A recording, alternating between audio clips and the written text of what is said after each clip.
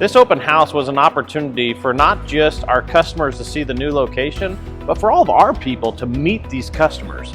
We've been servicing the Rochester area from Savage, Minnesota for the longest time, and this was the first time to put face with names and really make this a community effort.